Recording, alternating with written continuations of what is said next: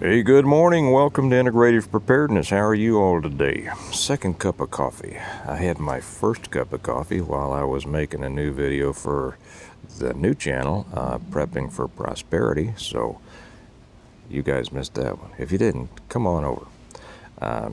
Kind of has to do what we're going to talk about today to an extent.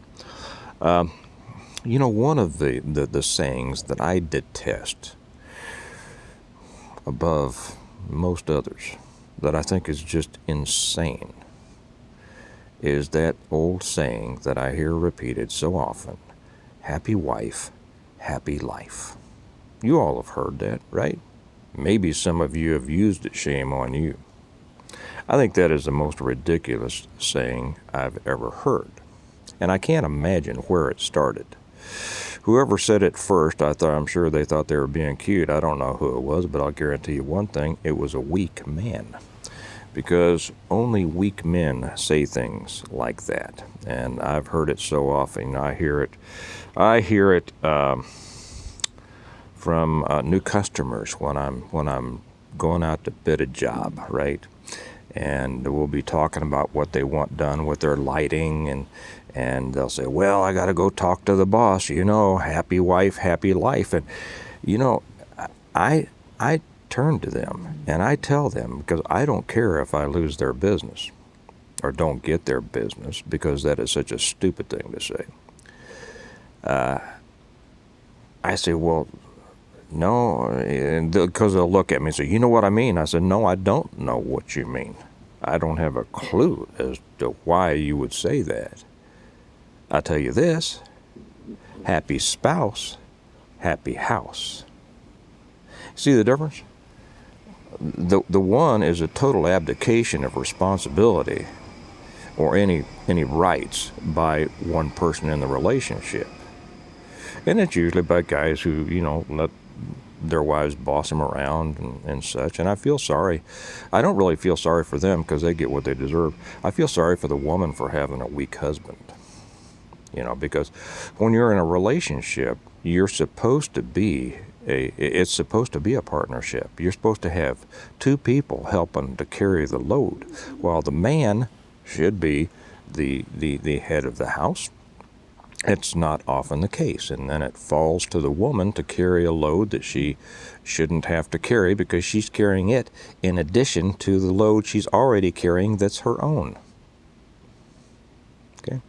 So, when I hear that kind of thing, I realize that there is a disparity in that relationship, and you got one person just kind of shrugging things off, and the other person carrying more than they should have to.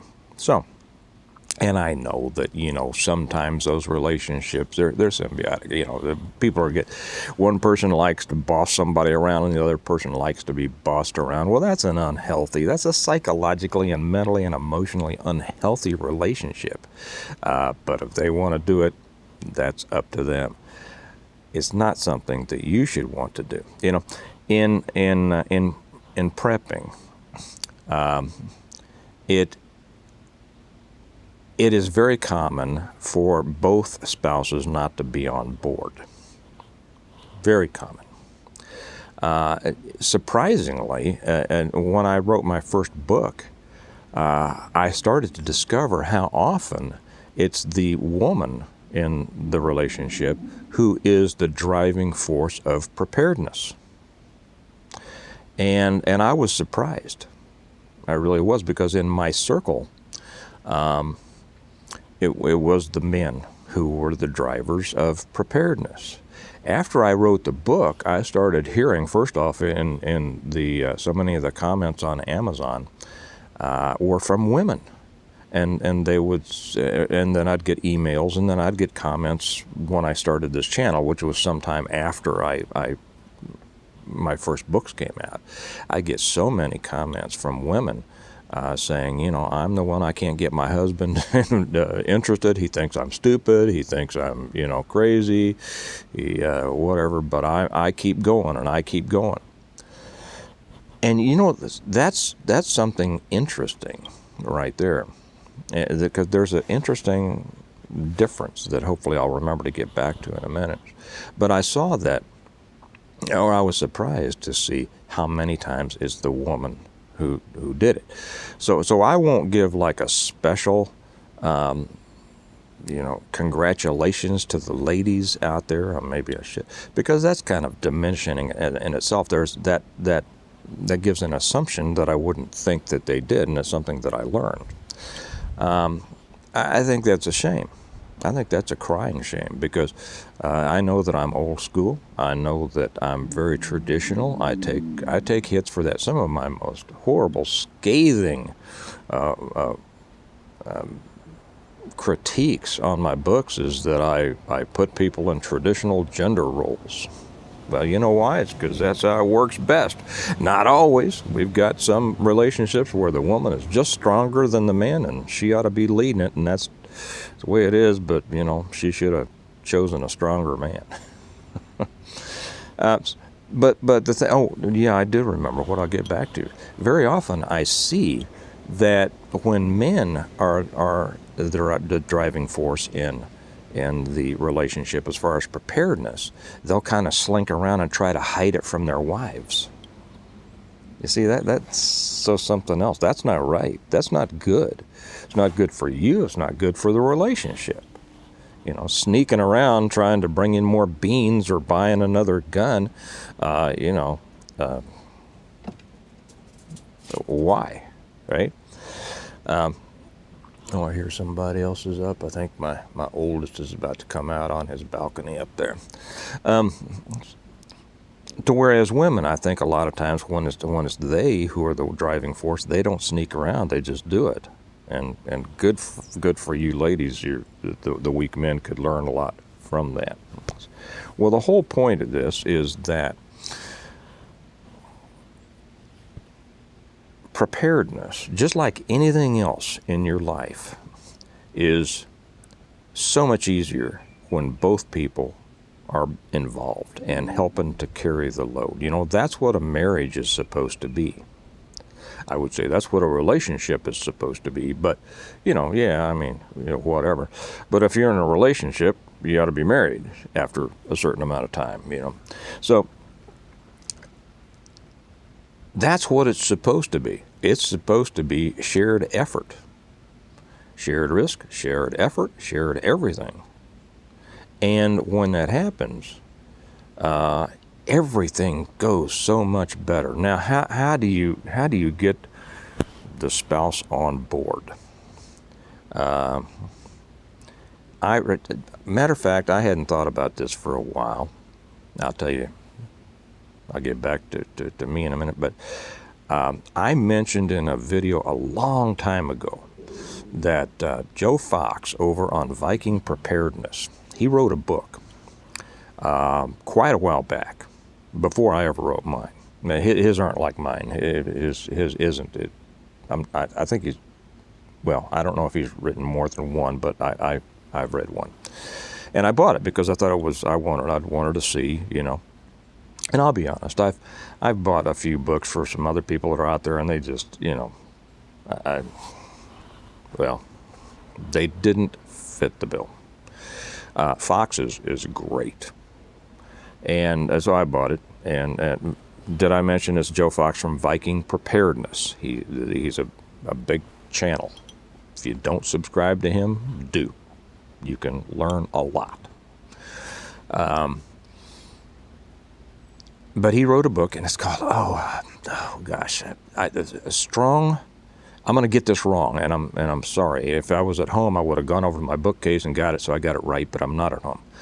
Strong America from Strong Fam. I'm sorry. I don't mean to butcher that. It's kind of a long title, but it's about families. And I read one of his sections. It's an excellent book. So go look it up. It's on Amazon. Joe Fox, Strong America Through Strong Families, or Prepared Families, or something like that. And so I was reading it, and he had a section on there on getting a spouse on board. And I told him later, I said, or I forget if I told him directly, or if I said it in a video. His way was a lot better than mine. Had I read that section before I started really, getting involved in, or letting Kelly into the, preparedness, my preparedness, it would have gone a lot better, because in my situation, she didn't quite understand it all, because I didn't make a big issue about it. I didn't make a big issue about preparedness until I started writing my books, and but his way, if you're having trouble getting your spouse on board, read it. Get his book and read it. Now back to what I would suggest. Interestingly enough, the one of the comments on the new channel, that the prepping for prosperity, and I'll put the link down below if you haven't. You can come visit and see if you'd like it. Is somebody said this is a great way to get spouses on board. And you know what? That's funny, because I hadn't really thought about that before. To me, preparedness is just obvious. It is the ultimate responsibility. Preparedness is the ultimate responsibility. People wouldn't think about going without homeowners insurance, without car insurance, and they spend an unbelievable amount of money on that stuff, hopefully never having to use it, and most people don't. That's why the insurance companies are rich. But the idea of spending a little bit of money on preparing and making sure that you have food and water and medical supplies and defense and things like this, it just doesn't make sense to a lot of people. But as the person on the other channel, PFP, said, this is a great way to get the spouse on board, to make them understand that we're not preparing in order to live a primitive life. We're preparing in order to live a better life, a life free from worry and anxiety when bad things happen, a life of prosperity. And when you put it that way to any spouse, who doesn't want to become more prosperous? And that's really, and I know there are a lot of the spectrum of preparedness is very wide. Like I said on one a couple of days ago, in the world of preparedness, you have everything from the person who just dreams about living in a lean-to, or doesn't want to do any better and thinks that that's what preparedness is all about, to the very affluent who say, hey, I live a great life today, and when it all comes tumbling down, I'm going to continue to live a great life. And then the people on the bottom will say, yeah, you're going to lose everything, and that doesn't make you, and I'm going to be able to live in the woods and poop in a cat hole, and but you're not going to be, you're just not going to know how to survive. Yeah. I'll leave that there for now. But when you do present this as a way of, we are going to build prosperity through our prepping, through our preparedness endeavors. And we're doing it so that we as a family are going to become strengthened. We're going to live a better life today, because there's no reason to struggle while you're preparing, unless you're struggling already, and then, come on, use your preparing to move to a point to where you're not struggling anymore. But we're going to live a good life today. We're going to live a better quality life today, because we're applying some of our resources to our preparedness, our security for the future, while we are securing a better future for ourselves and our kids and our grandkids and all that. So, that I see this as a real way. If you're involved in a relationship, in a marriage, to where your spouse isn't on board, this might be the way to approach it.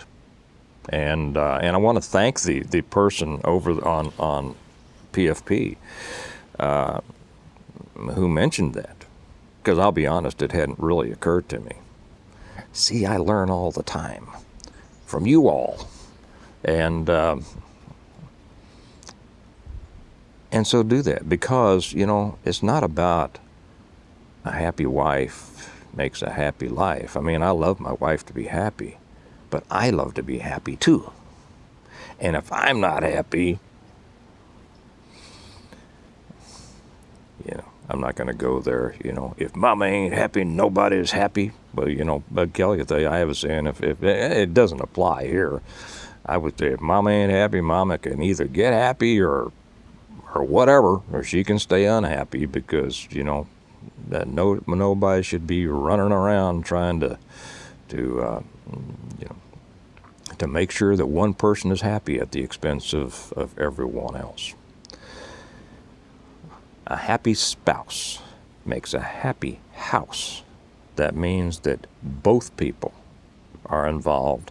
Both people care about the other person, their needs, their wants, their desires. We're each taking care of the other person. We each have the other person and the family first in our minds. So that's it for today. I wanted to get that out there. We've got to get this kind of thinking out of our heads. And for you ladies out there who are driving the preparedness in your family, kudos to you. Good for you. Just think how much more you could do if the old man was on board, right? For you guys who are taking your proper positions and leading your family in a preparedness direction, good for you. Think how much easier it would be if your wife was on board. Okay. And for those of you who are lucky enough to have both people paddling, you know how much better it is than when one's trying to do everything and the other is dragging their feet or making fun or ridiculing and all that, right? And I ask you, leave your stories in the comments. I know a lot of you have great stories that other viewers can learn from. So leave your comments. So remember, a happy spouse makes a happy house. A prepared spouse makes a prepared house, and that's what we're after. I'm going to finish. What a beautiful day this is. I'm going to finish my second cup, go in and write on the book, and I will talk to you later. Remember that we prepare well today in order to live well tomorrow, and I'll probably talk to you tomorrow. Bye-bye.